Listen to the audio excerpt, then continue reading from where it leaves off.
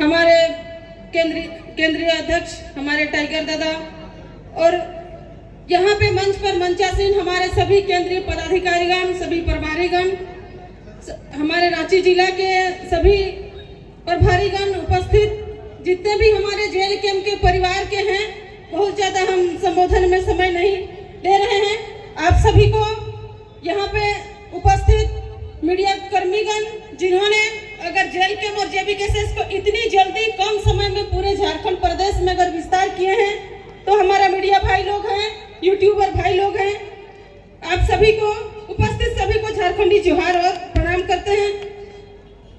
फिलहाल अभी नवरात्रि शुरू हो चुका है। माता स्वरूप शक्ति का पूजा अर्चना होने वाली है, जिसमें माता के 9 रूपों का पूजा और अर्चना होगा।